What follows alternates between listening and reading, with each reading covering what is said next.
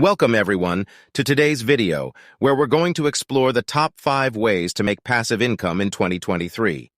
In today's fast-paced world, passive income has become a key financial goal for many.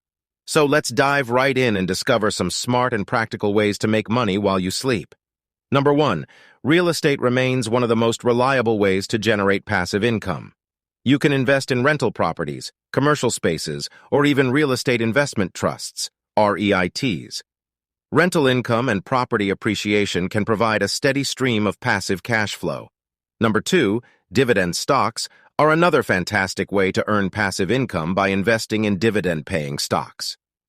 Companies often distribute a portion of their profits to shareholders in the form of dividends. Over time, your investments can grow, and you'll receive regular payouts. Number 3, peer-to-peer lending platforms have gained popularity in recent years. You can lend your money to individuals or small businesses in exchange for interest payments. Just be sure to do your due diligence and understand the risks involved. Number 4, if you have expertise in a specific area, consider creating an online course. Platforms like Udemy and Teachable allow you to share your knowledge and earn money when people enroll in your course. It's a great way to leverage your skills and knowledge for passive income. And finally, number 5.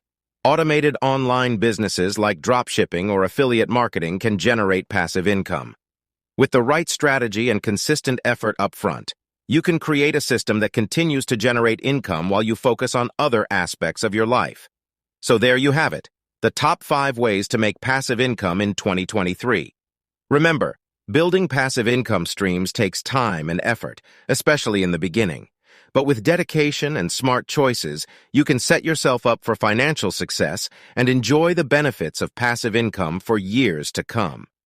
If you found this video helpful, please give it a thumbs up and subscribe for more informative content.